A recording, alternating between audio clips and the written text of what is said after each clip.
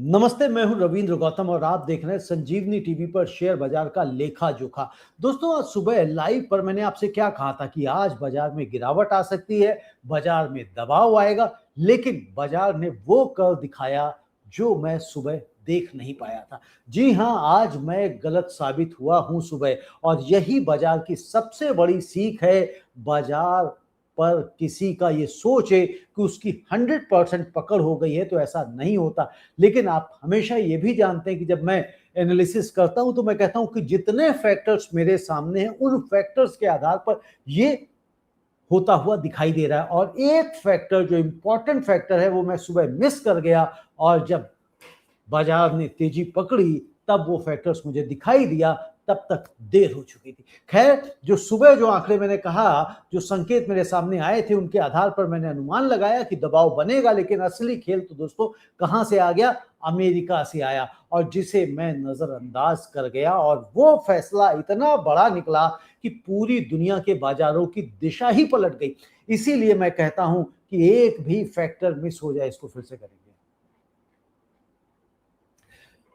नमस्ते, मैं हूं रविंद्र गौतम और आप देख रहे हैं संजीवनी टीवी पर शेयर बाजार का लेखा जोखा। दोस्तों, सुबह लाइव में मैंने आपसे क्या कहा था कि आज बाजार में गिरावट आ सकती है, लेकिन बाजार ने वो कल दिखाया जो मैं सुबह नहीं देख पाया था। जी हां, आज मैं गलत साबित हुआ हूं, और यही बाजार की सबसे बड़ी सीख है। जो ये सोच लेते हैं कि बाजार का एनालिसिस मैं तो बिल्कुल 100% सटीक करता हूं, जो करता हूं वही होता है, तो वो धोखा भी खा जाते हैं। और सुबह जो आंकड़े और संकेत मेरे सामने थे, उनके आधार पर जो मैंने अनुमान लगाया कि दबाव बनेगा, लेकिन असली खेल तो अमेरिका से आया, और जिसे मैं नजरअंदाज कर गया। और वो फैसला इतना बड़ा निकला कि पूरी दुनिया के बाजारों की दिशा ही पलट गई।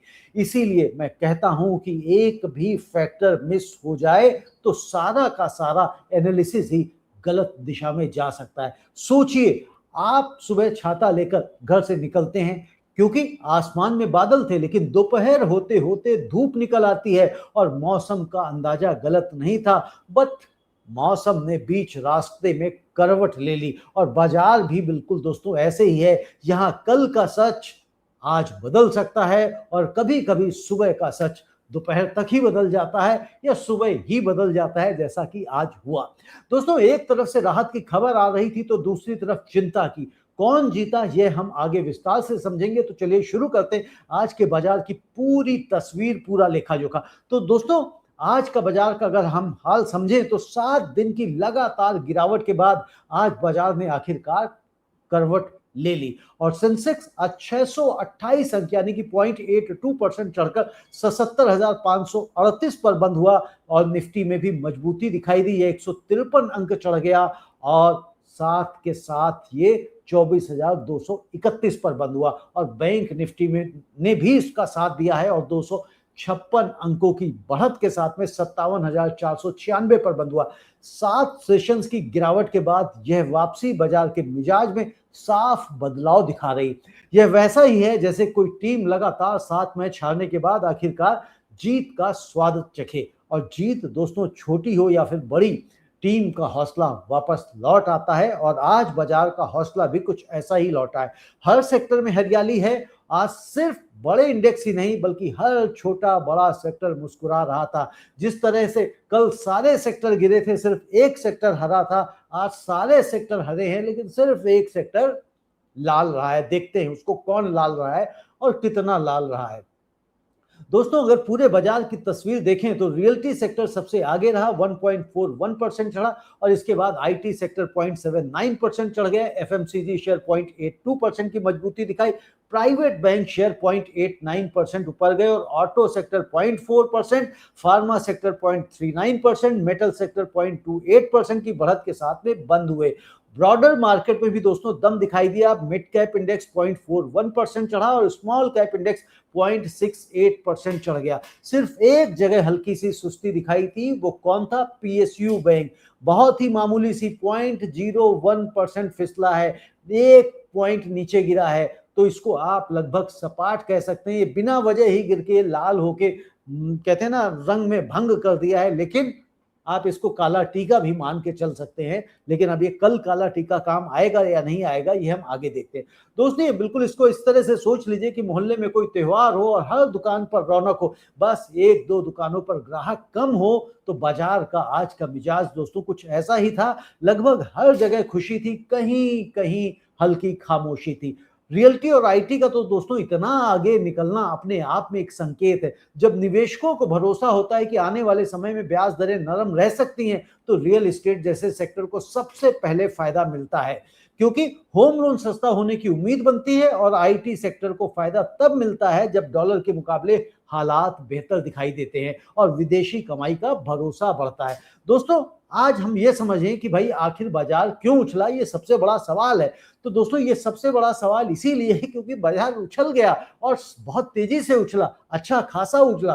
तो दोस्तों ये अचानक तेजी कहां से आई है? तो जवाब है अमेरिका से आया एक बड़ा फैसला। जी हाँ, अमेरिकी ट्रेजरी डिपार्टमेंट ने ऐलान किया कि वह अपने लंबी अवधि के सरकारी बॉन्ड की खरीद को 2 गुना करेगा, डबल करेगा। और यह फैसला सुनने में तो टेक्निकल लगता है, लेकिन इसका असर सीधा आपकी और मेरी जेब तक पहुंचता है और पहुंचा है। दोस्तों इसको इस तरह से समझिए कि जब किसी चीज की सप्लाई अचानक कम हो जाए तो उसकी कीमत अपने आप बढ़ जाती है, और ठीक वैसे ही जैसे किसी शहर में अचानक एक सड़क बंद हो जाए तो बाकी सड़कों पर गाड़ियों की भीड़ बढ़ जाती है। अमेरिका ने अपने लंबी अवधि के बॉन्ड कम बेचने का फैसला किया, जिससे उन बॉन्ड्स की कीमत बढ़ी और उन पर मिलने वाला रिटर्न यानी कि यील्ड घट गई। अब यहां एक शब्द ये समझ लेते हैं जो बार बार आ रहा है, कौन? यील्ड। सीधी भाषा में यील्ड का मतलब वह रिटर्न है जो आपकी किसी बॉन्ड में पैसा लगाने पर मिलता है। और जब यील्ड ज्यादा होती है तो निवेशकों को शेयर बाजार जैसे जोखिम भरे विकल्प की बजाय सुरक्षित बॉन्ड ज्यादा आकर्षक लगते हैं। और जब यील्ड घटती है तो फिर वही पैसा वापस शेयर बाजार की तरफ लौटने लगता है। और अमेरिका की 30 साल की बॉन्ड यील्ड हाल के दिनों में साल 2007 के बाद के सबसे ऊंचे स्तर पर पहुंच गई थी। जी हां, सबसे ऊंचे स्तर पर पहुंच गई थी और इसीलिए एफआईआईज यहां सब जगह बिकवाली कर करके अमेरिका में पैसा लगा रहे थे। और यहां पर दोस्तों जैसे ही गिरावट आई तो दुनिया भर के निवेशकों को राहत मिली और डॉलर कमजोर हुआ, रुपया मजबूत हुआ और पैसा वापस शेयर बाजार जैसे जोखिम भरे लेकिन मुनाफे वाले विकल्पों की तरफ लौटने लगा। दोस्तों एशिया के बाकी बाजार भी इसी राहत में झूमे। जापान, दक्षिण कोरिया और हांगकांग के बाजारों में भी आज अच्छी तेजी दर्ज हुई और भारतीय बाजार ने भी दोस्तों इसी वैश्विक लहर पर आज सवारी कर ली। दोस्तों एफआईआईज और डीआईआईज की तरफ से भी सेंटीमेंट सकारात्मक बना रहा। विदेशी निवेशकों की खरीदारी में सुधार के संकेत मिले और घरेलू संस्थागत निवेशक भी लगातार खरीदारी करते नजर आए। यह दोहरी खरीदारी ही आज की तेजी का कहते हैं ना टिकाऊ बना गई। दोस्तों इसे परिवार के बजट से अगर जोड़कर समझे तो अगर घर में एक व्यक्ति कमाने वाला हो और कम पैसे लाए तो घर का बजट डगमगा सकता है, लेकिन अगर 2 कमाने वाले सदस्य एक साथ पैसे ला रहे हो तो फिर घर मजबूती से चलता है। और आज दोस्तों विदेशी और घरेलू निवेशक दोनों साथ खड़े दिखाई दिए, इसीलिए बाजार की मजबूती भी असली लगी। दोस्तों दुनिया के बाकी बाजारों की अगर हम बात करें तो आज लगभग हर जगह यही राहत की लहर दिखाई दी। जापान का बाजार अच्छी बढ़त के साथ में बंद हुआ, दक्षिण कोरिया के बाजार में शानदार उछाल रहा और हांगकांग का बाजार भी मजबूती के साथ ही कारोबार करता दिखाई दिया। अमेरिका के बाजार भी बीती रात में हरे निशान में बंद हुए थे। जब दुनिया भर के बाजार एक साथ एक दिशा में चलते हैं तो समझ लीजिए कि वजह कोई एक देश की खबर नहीं बल्कि कोई बड़ा वैश्विक फैक्टर है, बड़ा ग्लोबल फैक्टर है। और आज दोस्तों वह फैक्टर अमेरिका के बॉन्ड फैसला वाला ही था। दोस्तों अगर हम ग्लोबल क्यूज यानी कि यूएस और ईरान की ताजा तस्वीर देखें तो यहां पर एक बात समझने वाली है कि एक तरफ राहत की खबर थी तो दूसरी तरफ चिंता का एक धागा अभी भी बना हुआ है। कौन? अमेरिका और ईरान के बीच शांति समझौते की उम्मीदें हाल के दिनों में कमजोर पड़ी हैं, ये हम पिछले 2-3 दिनों से देख रहे हैं। और ईरान ने आक्रामक रुख अपनाने का संकेत दे दिया है, जिससे स्ट्रेट ऑफ हॉर्मुज के रास्ते से होने वाली जो तेल सप्लाई है उसके ऊपर खतरे के बादल फिर से पूरी तरह से मंडरा रहे थे और अब और वो घने होते जा रहे हैं। और यही वजह है कि आज कच्चे तेल की कीमतों में तेज उछाल दिखाई दे रहा है।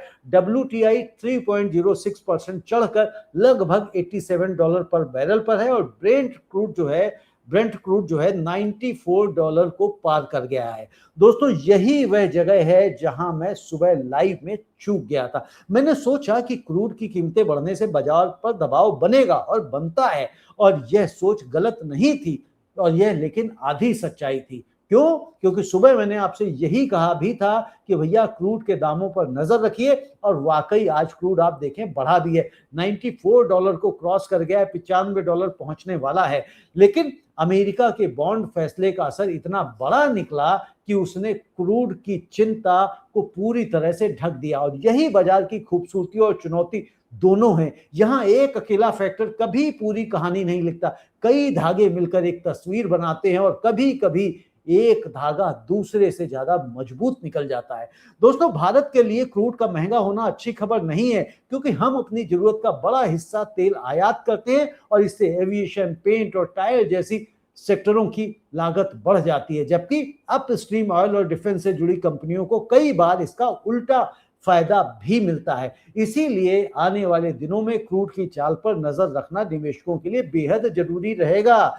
ऐसा नहीं है कि आज अगर तेजी आ गई तो कल भी तेजी रहेगी, इसको हम कल सुबह देखेंगे, समझेंगे, थोड़ा सा और गहराई से समझेंगे।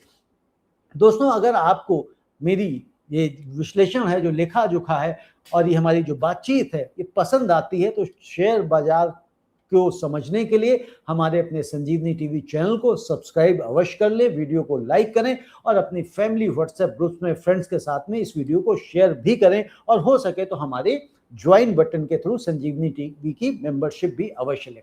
दोस्तों अब बात करते हैं कि आज के टॉप गेनर्स की, कि आज किन शेयरों ने सबसे ज्यादा मुनाफा कराया है।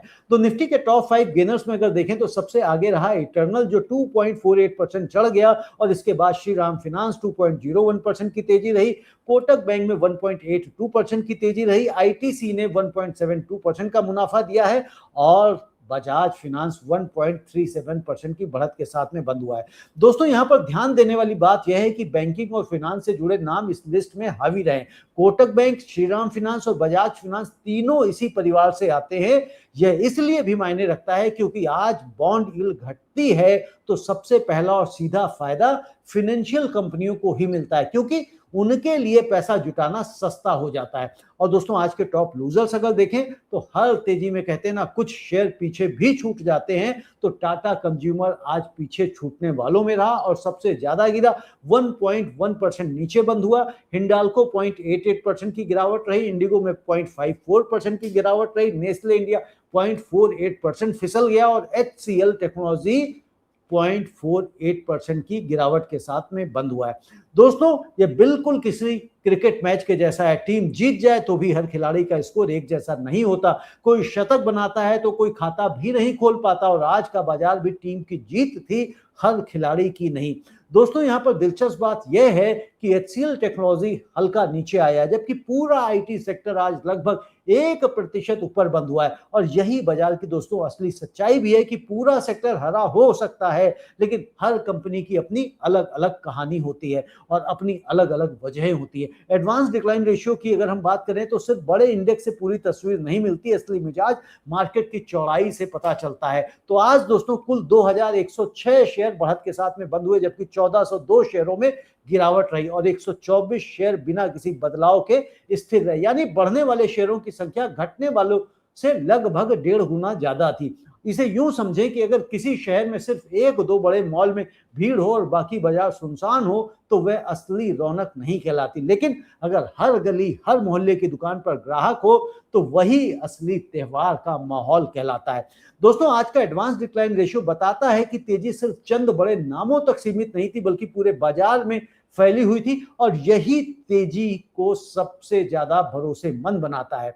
दोस्तों अगर हम सोने और चांदी की बात करें तो चांदी आज 1% चढ़कर 2,39,150 रुपए पर ट्रेड कर रही थी, और सोने में भी थोड़ी सी तेजी देखने को मिली, 0.1% की मामूली सी बढ़त 1,58,159 रुपए पर अभी कारोबार कर रहा था थोड़ी देर में। दोस्तों राजनीतिक तनाव, जियोपॉलिटिकल टेंशन, नॉट राजनीतिक भू राजनीतिक है ना, तो जियोपॉलिटिकल टेंशन की वजह से सोने चांदी में हल्की मजबूती यह भी दिखाती है कि निवेशक पूरी तरह से अभी जोखिम की तरफ नहीं झुके हैं, कुछ हिस्सा अभी भी सुरक्षा की तरफ बना हुआ है, यानी कि सेफ हेवन एसेट में अभी भी निवेशक मजबूत हैं, यानी कि उनका अभी इंटरेस्ट वहां बना हुआ है, पूरी तरह से वो शेयर बाजार में नहीं उतर रहे हैं।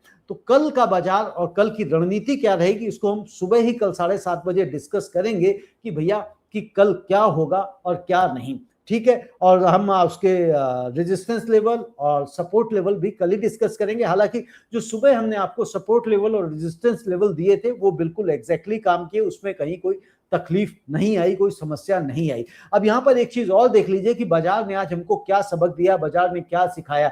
बाजार ने सिखाया कि एक या दो सेंटिमेंट्स या फैक्टर्स के ऊपर मत निर्भर रहिए, पूरे जब तक आपके पास फैक्टर्स ना आ जाए तब तक आप अपने एनालिसिस को मजबूत मत मानिए। तो अगर 100% आप कभी भी श्योर नहीं हो सकते, उसका रीजन यही होता है कि कोई भी अगर एक फैक्टर छूट गया तो मामला बदल सकता है। तो दोस्तों ये था आज का हमारा शेयर बाजार का लेखा जोखा। आप सभी का बहुत बहुत धन्यवाद। नमस्ते।